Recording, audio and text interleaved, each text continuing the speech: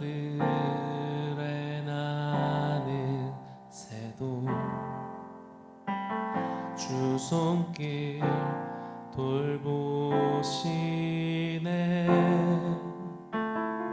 온 땅에 충만한 주 사랑으로 내 마음을 덮으소서. 주 나를 부르셨네. 주의 영광 위에 모든 사랑 이끄소서. 주의 영광으로 주 말씀 향하여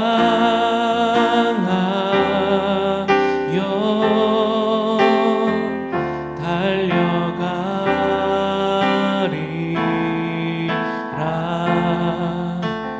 힘도 아닌 능도 아닌 오직 성령으로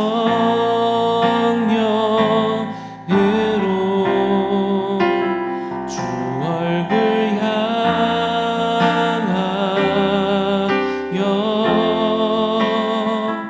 달려가리라.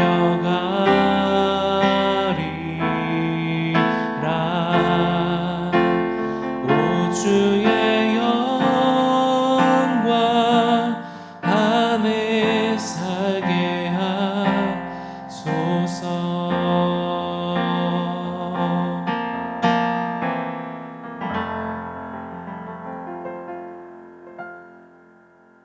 샬롬. 오늘 함께 보실 말씀은 디모데전서 6장 9절에서 10절 말씀입니다. 부하려 하는 자들은 시험과 올무와 여러 가지 어리석고 해로운 욕심에 떨어지나니 곧 사람으로 파멸과 멸망에 빠지게 하는 것이라. 돈의 사랑함이 일만하게 뿌리가 되나니 이것을 탐내는 자들은 미혹을 받아 믿음에서 떠나 많은 근심으로써 자기를 찔렀도다. 아멘. 오늘 본문에 보면 10절 후반부에 많은 근심으로써 자기를 찔렀도다, 관통했다 라고 바울이 표현을 하고 있는데요. 오늘의 주제는 바로 이 돈입니다. 돈.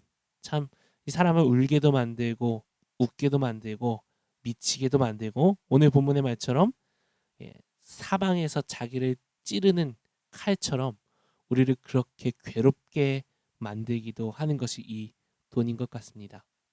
시대를 막론하고 이 돈만큼 막강한 힘을 가진 것이 또 없었죠.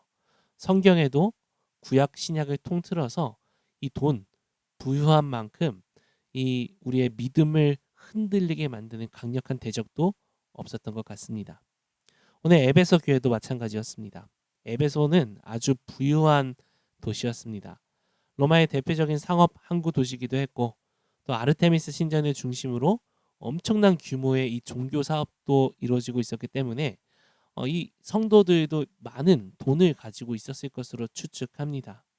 오늘날로 치면 이 대한민국의 가장 비싼 땅에 멋들어진 교회, 그리고 아주 부유한 성도들이 가득한 그런 교회가 바로 에베소 교회였을 것이라 추측이 되죠.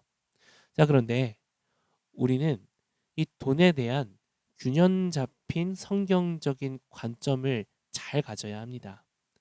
돈은요, 악하지 않습니다. 하나님이 만드신 것 중에 악한 것은 하나도 없습니다. 하지만 이 타락과 변질에는 아주 많은 경우 돈이 연결되어 있기도 합니다. 그래서 우리는 돈이 나에게 어느 정도의 가치를 차지하고 있는지 정직하게 평가할 수 있어야 합니다. 돈으로부터 우리 자신의 비둘기처럼 순결하게 지킬 수 있어야 하고, 또 때로는 뱀처럼 지혜롭게 이 돈을 다룰 수도 있어야 하겠죠. 바울은 오늘 9절에서 정확하게 이 대상에 대해 이야기합니다. 부하려 하는 자들. 원어로 보면 단순히 부자가 되길 원하는 게 아니라 이 부에 대한 깊은 갈망을 가진 이들에 대해 말합니다. 두 가지 이 비유를 통해 말하는데, 첫 번째는 시험과 올무, 이 사냥의 용어를 사용해서 표현합니다. 그들은 시험과 올무에 빠진다. 마치 이 돈이 사냥꾼이 되고 우리가 사냥감이 되어서 돈에게 쫓기는 것처럼, 그 덫에 걸리게 되는 것처럼 돈과 우리의 관계가 이렇다라고 말하고 있습니다. 또 그 뒤에는 여러 가지 어리석고 해로운 욕심에 떨어진다. 사람으로 파멸과 멸망에 빠지게 한다. 자, 여기서 빠진다라는 것은 깊은 바다에 수장될 때 쓰이는 단어입니다. 즉 돈을 향한 갈망이 결국에는 믿음의 여정을, 항해를 떠나는 우리 성도들로 하여금 그 항해를 끝까지 마치지 못하고 중간에 깊은 바다에 수장되게 만드는 것이 바로 이 돈이라는 것이죠. 그러면서 10절에 이 돈에 대해 이렇게 이야기합니다. 돈을 사랑함이 일만 악의 뿌리가 된다. 돈을 사랑함, 돈에 대한 집착이 결국엔 우리 안에 있는 일만 악, 모든 악한 죄들이 자라날 수 있게 만드는 뿌리 역할을 한다라는 겁니다. 성경은 여러 곳에서 이 돈에 대한 위험성에 대해 이야기하고 있습니다. 마태복음 13장 22절에서는 우리 마음밭에 대한 비유인데, 가시떨기 위에 뿌려진 것의 의미가 이 돈과 연결이 됩니다. 그래서 세상의 염려와 재물의 유혹이 말씀을 막아서 우리 안에 결실하지 못하게 만든다라고 합니다. 여러분, 이게 정말 어마무시하게 끔찍한 것이요. 결국 우리의 영혼을 살리고 우리가 하나님 앞에 참된 회개를 일으키게 만들고, 때로는 하나님 앞에 우리의 소망이 서게 만들고, 우리의 믿음이 성장하게 만들고, 때로는 하나님과의 인격적인 교제를 누리게 만드는 이 모든 것들이 말씀의 능력입니다. 말씀의 결실입니다. 그런데 이것을 막는다라는 것은요, 영적으로 우리가 거의 가사 상태에 빠지게끔 만드는 것, 이것이 돈이 가진 힘이라는 겁니다. 돈을 사랑하게 될 때 우리가 결국 처하게 되는 식물인간 같은 영적 식물인간의 상황에 빠지게 만든다라는 것이죠. 또한 마태복음 6장 24절에서는 이 돈이 결국에는 두 주인을 섬기게 하는 이 역할을 한다라고 말합니다. 하나님이냐 돈이냐. 이스라엘 백성들이 그랬죠. 가나안 땅에서 하나님이냐 바알이냐 아세라냐. 농업을 할 때 비를 내려주는 것이 하나님이냐 바알과 아세라냐. 이스라엘 백성들은 끊임없이 그 가운데서 흔들리고 돌아서고 바알과 아세라를 선택했었습니다. 두 주인을 섬기게 된 것이죠. 신명기 8장 17절에서는 이렇게 이야기합니다. 내가 마음에 이르기를 내 능력과 내 손의 힘으로 내가 이 재물을 얻었다 말할 것이라. 우리 삶에 하나님께서 주신 것들을 어느 순간 내 능력과 내 힘으로 성취해냈다 착각에 빠지게 되는 겁니다. 내 삶에서 하나님을 배제시키는 것이죠. 이처럼 돈은 우리를 믿음에서 떠나 신앙의 길에서 탈선되게 만드는 강력한 마귀의 도구로도 쓰임 받습니다.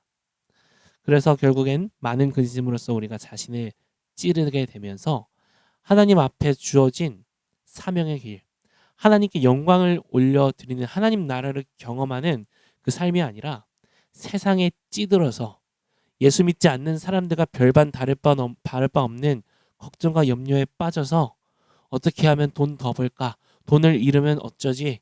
오늘 내 비트코인 주식은 우상향이 아닌 우하락이네. 아이고 어쩌냐. 예, 이런 것들. 그러면서 어떤 사람은 옛날에 뭘 투자했더니 돈을 지금 엄청 많이 벌고, 어떤 사람들은 집값이 올라서 앉아만 있었는데 돈이 뻥튀기 돼서 뭐 수억을 벌고, 여러분들 그런 거에 일일비하면서 부러워하면서 배 아파하면서 사는 삶이 하나님께서 정말 우리에게 주시고자 하시는 삶이었을지 돌아보게 됩니다. 알지만 그럼에도 여전히 돈에 묶여 있는 우리의 삶, 참 그것이 우리를 힘들게 만들죠. 오늘 이 하나님께서 어떻게 이 돈으로부터 우리를 지키시고 우리를 훈련시키시려 했는지 해답을 찾아보길 원합니다. 구약으로 가서 이스라엘 출애굽 이후 광야 시절을 한번 생각해 보면요, 하나님께서 이스라엘 백성들에게 만나와 메추라기를 매일매일 주셨습니다. 그것이 하나님의 훈련이셨죠. 가나안 땅에 들어가기 전에 시키신 훈련이었는데 이런 겁니다. 만나를 주시며 매일 필요한 만큼 줄 테니까 염려하지 말아라. 걱정하지 말아라.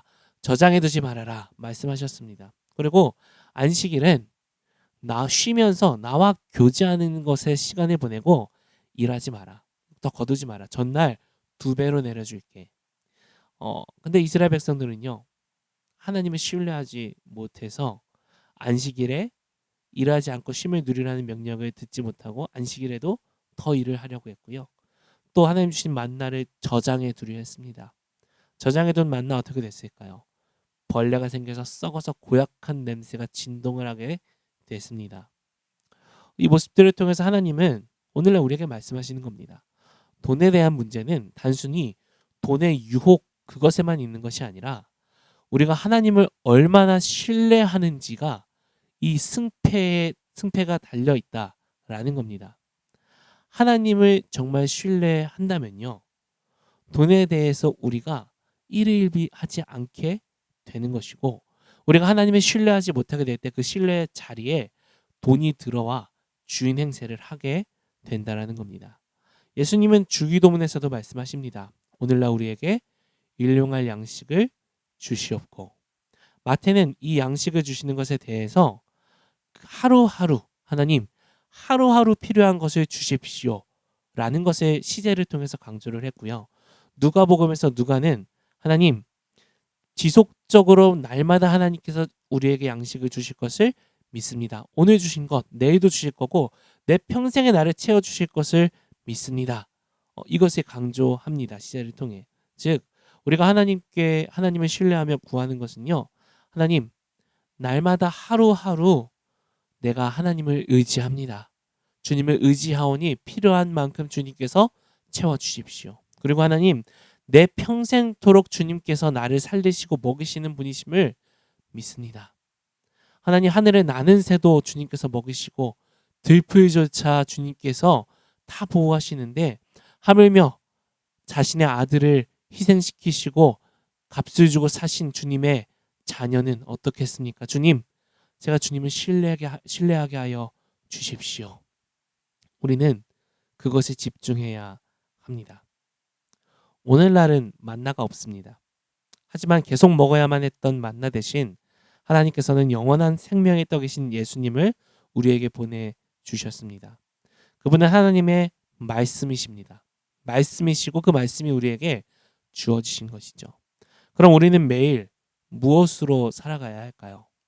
먹는 것과 마시는 것, 또 우리에게 충족감과 만족감을 주는 세상의 수많은 물질과 엔터테인먼트, 컨텐츠들, 사람들의 인정과 성취감, 수많은 것들이 우리를 채워가지만 결국 우리를 살게 만드는 것은요.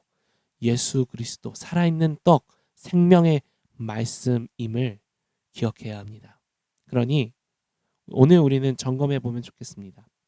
오늘날 나를 살게 만드는 것, 내 심장이 뜨게 만들고 내 안에 불꽃을 피어오르게 만드는 것이 돈인지 아니면 하나님의 말씀인지를요. 만약 돈이라면요. 반드시 그 말씀의 능력이 사라질 겁니다. 반대로 하나님의 말씀이 오늘 나를 살게 하는 원동력이라면요. 돈에 일희일비하지 않게 되고 돈이 유혹이 아니라 하나님 나라를 위한 하나님께 드릴 수 있는 기쁨의 헌신의 연복, 재물이 될 겁니다. 그래서 오늘의 원포인트는요. 일용할 양식입니다. 한번 오늘 하루를 시작하고 마무리하면서 주기도문을 해보시면 좋겠습니다. 오늘날 우리에게 일용할 양식을 주시옵고 하나님 오늘도 나에게 필요한 것을 주님께서 채워주실 줄 믿습니다. 그러니 하나님 돈으로 살고 돈으로 죽는 게 아니라 대신 영원한 생명의 떡이 되신 하나님 예수 그리스도 그 말씀으로 살고 말씀으로 죽는 제가 되게 해 주십시오. 그렇게 기도하며 하나님 앞에 나아가는 저와 우리 바이탄 성도님들 되시길 소망합니다. 오늘 정직한 영으로 주님 앞에 기도하며 나아가길 원합니다. 하나님 제 마음속의 중심에 자리 잡고 있었던 것 가장 큰 기쁨과 비중과 동력을 주었던 것 돈이었습니까? 하나님이었습니까? 하나님 이 시간 잃어버렸던 하나님을 향한 신뢰를 우리가 되찾길 원합니다. 날마다 일용할 양식을 주시며 우리의 삶을 완성시켜 가시는 하나님 우리 삶의 이유, 목적 그 주님을 다시 한번 우리가 우리의 마음의 중심에 삶의 중심에 모시길 원합니다. 함께 주님 앞에 결단하고 구하며 기도하며 나아갑니다.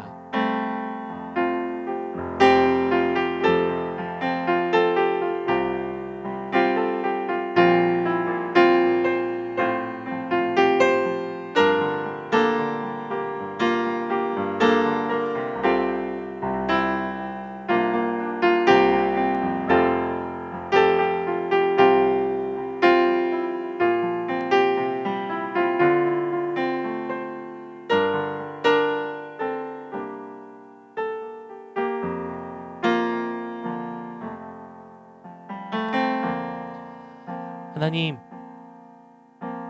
우리가 돈을 사랑할 때 그것이 모든 일만 악의 뿌리가 된다 하셨습니다.